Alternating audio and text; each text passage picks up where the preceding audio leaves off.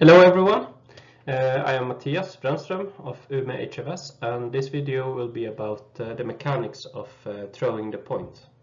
So, what is throwing the point? It is a mechanic for making cuts, slices and thrusts. You can see it as a delivery mechanic, how to get your sword from where it is, maybe above your head, to the target where you can cut, slice or thrust. The main point of this mechanic is to direct the force directly at the target, direct the motion of the cut directly at the target, instead of going down, instead of going wasting energy by going somewhere else. The cut is directly forward at the target. This makes it very efficient, and because all the strength you can muster and all the momentum is going forward at the direction of the cut. Being efficient is the same thing as being fast.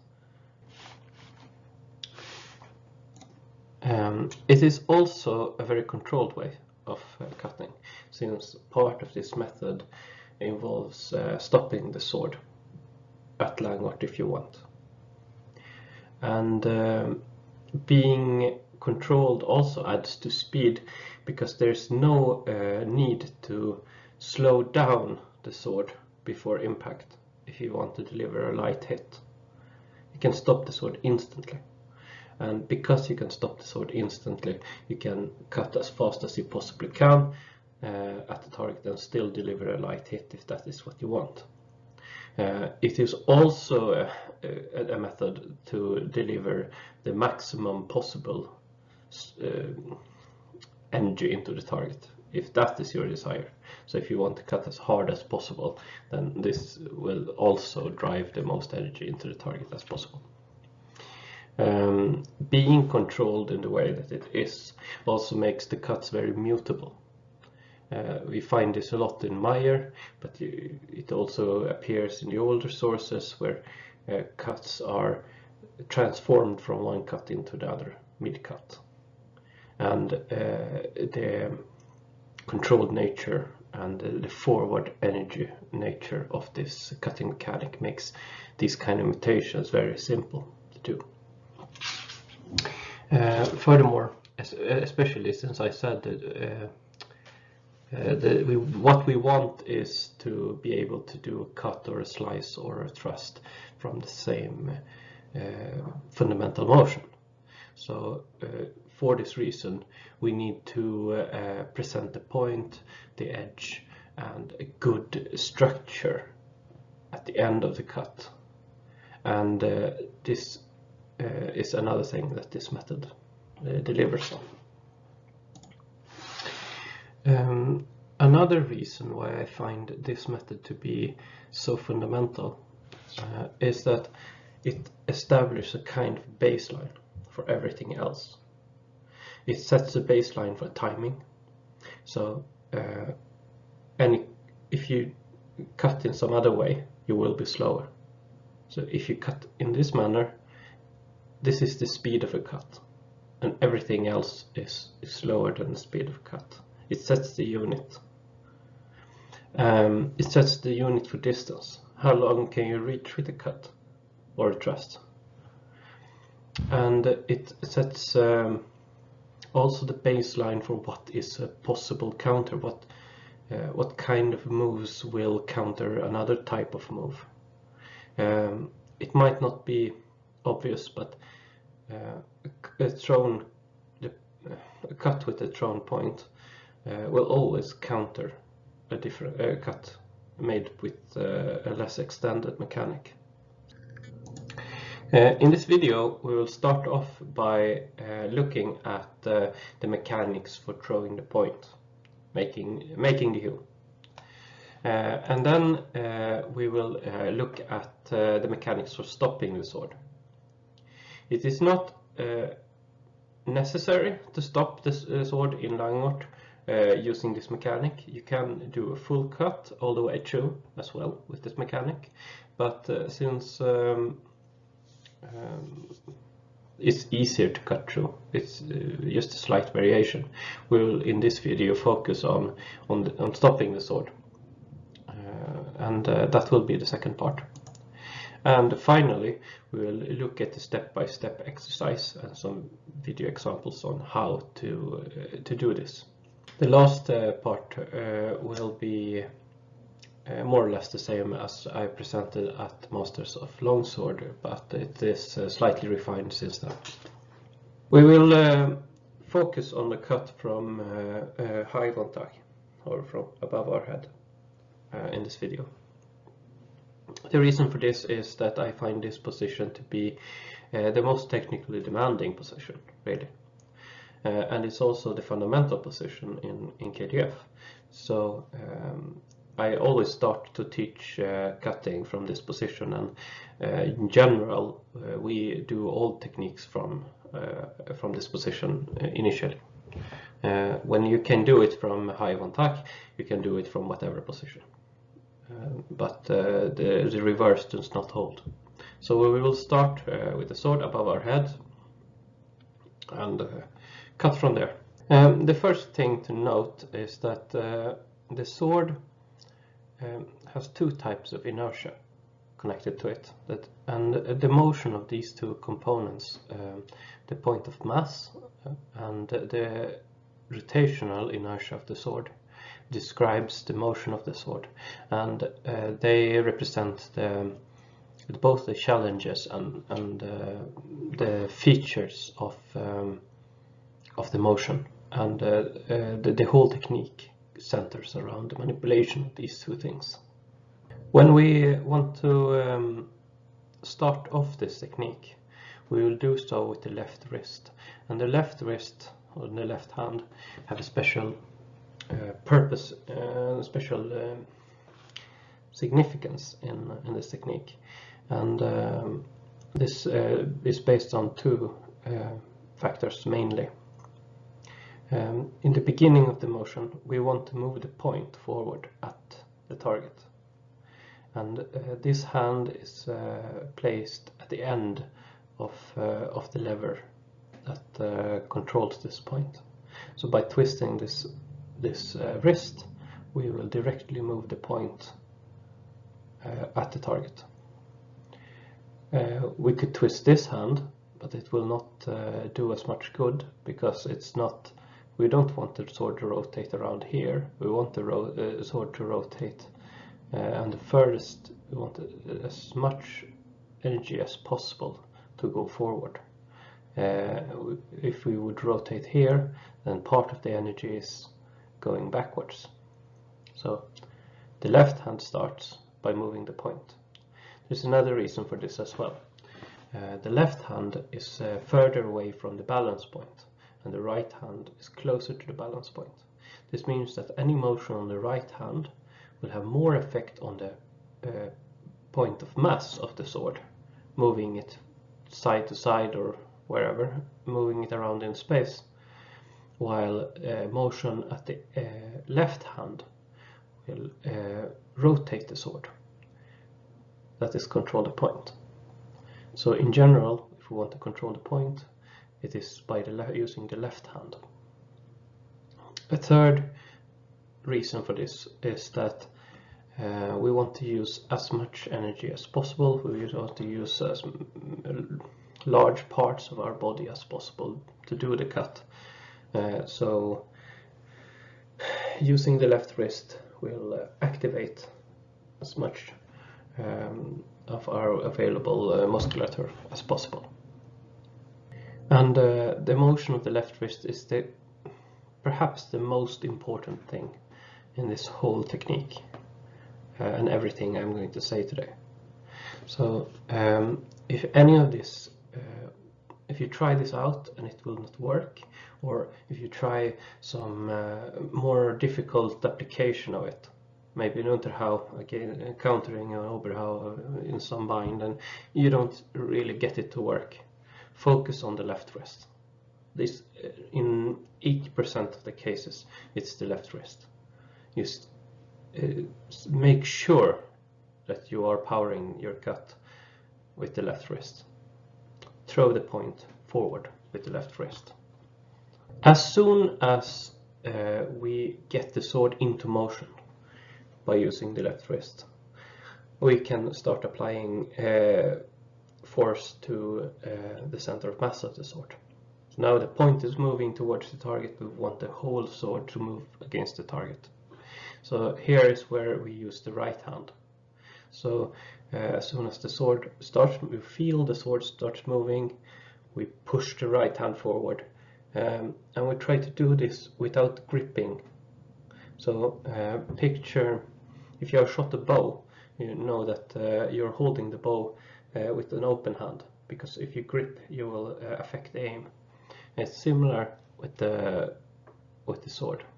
So it's not just the aim, the gripping with the right hand will ruin the whole motion. So try not to grip very hard, just hold the right hand there gently, but push it forward as much as you can with the whole body. And if you now in this whole discussion, on this whole video, we will focus on the cut without footwork. But if you add footwork to this, or add any other type of body mechanics to this, then you would add the body mechanics and the footwork at this very moment, like exactly the same point as when you push in the right hand.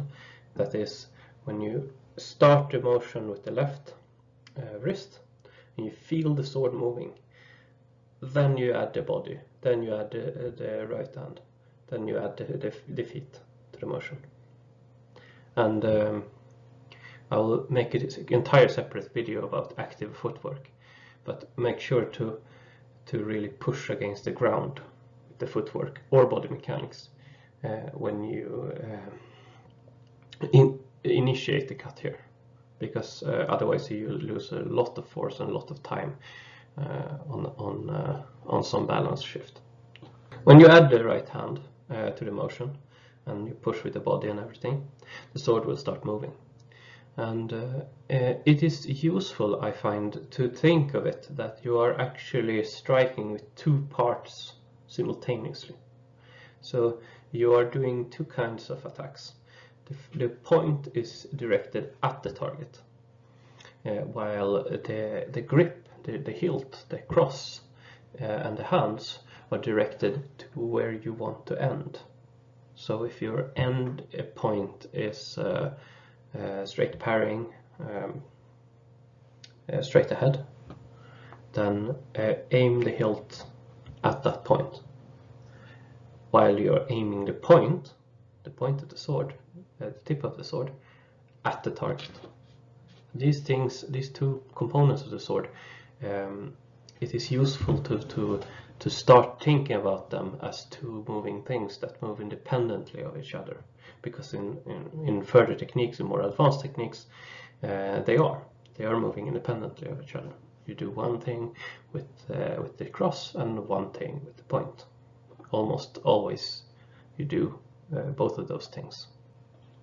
So aim the hands. If you're cutting from above, straight down, aim the point, maybe at the throat of the opponent, or a imagined opponent in front of you, and aim the hands maybe at the chest of the opponent, and the chest height, or at your own chest height. So now we come to the end of the cut. So we have cut down from above, and now we are at our maximum extension. At this point we have lots of forces working on the sword, lots of momentum going on, and here's where those two types of inertia play in. So we have the sword, the point of mass of the sword, that is the entire sword, is moving at the direction we have been throwing it at. So we're throwing it forward, so the sword is moving forward, and we also been sending the point forward. So the sword is spinning So the sword carries a rotational inertia, rotational energy of motion. So these are the two kinetic energies we need to handle in the end of the cut. When we now want to stop the cut, we want to control it, the first thing we will do is that we will grip with our right hand. Again, we do not want to grip tightly. Gripping tightly just messes everything up. Instead, what we want is that we want to grip with our fingers around the hilt. We want to catch the momentum of the point of mass of the sword. So the point of mass is moving this way. When we catch it with the right hand here, we are countering exactly this motion. So this arm should be more or less extended at this point, and the force of the momentum of the sword will go directly inwards through the arm. So we were preventing the sword from flying away. It just pulls on our arm.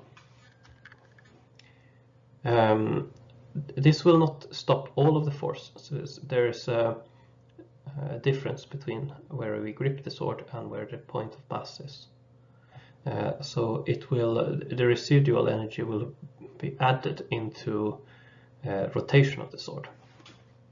And the sword will already want to rotate around its center of mass. But gripping here adds a second fulcrum. So we will sort of get the combined fulcrum here, around which the sword wants to rotate. This is one of the reasons why we get such a powerful bind from these kind of techniques. Here we see this combined fulcrum. So now we have stopped the motion of the sword forward completely, but the sword is still spinning. So it's spinning around the center of mass and our additional fulcrum here. So it's spinning around these 2 points, with the pommel going upwards and the point going downwards. And since this is a solid object, we can control the whole rotation by controlling either of these 2 points. And that's exactly what we will do just in a second, just in a moment here. But before we do that, let's just take a look at what's going on with the sword right in this moment, because this is a particular feature of this technique. So right at this point, we have converted almost all energy in the sword, except for that we catch in the arm, into a rotation like this. So the blade is arching downwards into the target. If the target is now an opposing blade, then this rotation into the blade will cause a very strong bind, and very strong structure. If we now want to stop the sword, we can do so by using the left hand to prevent the pommel from going upwards. So if we do nothing, the pommel will just overthrow itself over the sword. This is what they mean in Paul Hausbuch when they say the pommel overthrows itself when you cut. So the pommel wants to throw itself upwards while the point going downwards, but we simply prevent that with the left arm. And since the left arm is also extended here, we do not need to do any kind of wrist action to stop this rotation of the sword here. What we do is simply to allow the force of the pommel going upwards to go directly into the arm. So we catch it directly with a straight arm. So the energy goes directly into the arm. And this is very important, because otherwise you can if you continually keep trying to stop the sword with your arm or with your wrist, or with your back or something, then you will just keep stressing your joints. So what you instead do is that you catch the sword directly into the arm. So if I can get that this on video. So on the left hand, you just directly stop it with a straight arm. I will show this more clearly on the demonstration afterwards. When you stop the sword using the left arm hand, you will lock the sword into place. Since the sword wants to rotate around these 2 points, and you hold it with the right hand, the pommel wants to go up, but you stop it. These 2 points together will lock the point in place, so the point will just freeze in the air. And then when all the energy is cancelled out, we end up with the still position, the sword in langort or straight parrying.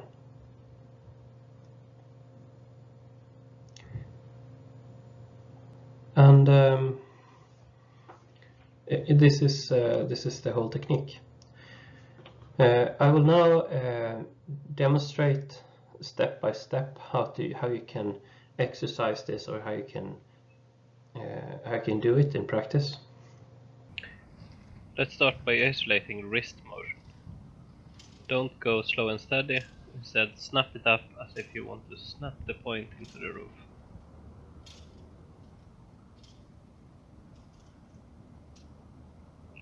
Now let's just do the full cut with just the left wrist.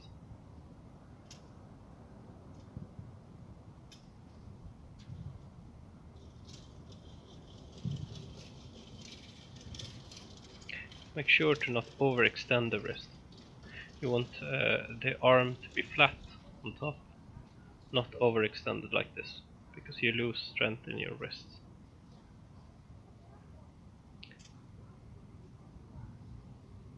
Push with the right hand. Do not grip the sword. Just be relaxed in the arm hand. Doesn't matter if you cut from high one tuck or from some other position.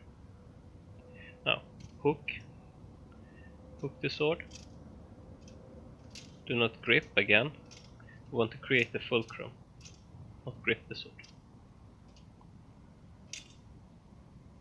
Now the full motion. Catch the force in the left hand. It starts with the left, ends with the left. Left, right, right, left.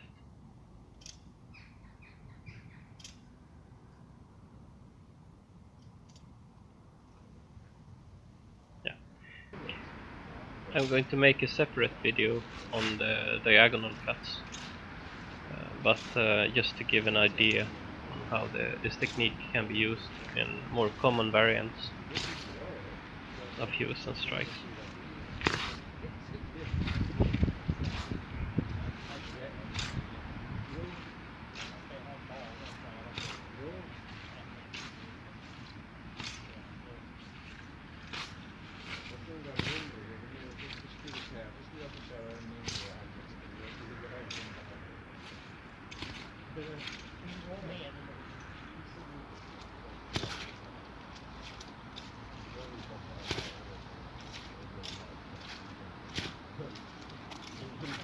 I don't know what I'm aiming at here.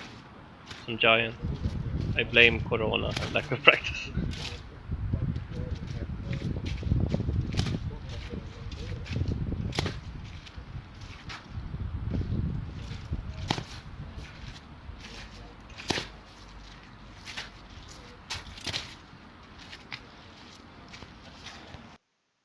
That's it for now, good people. Remember the left wrist.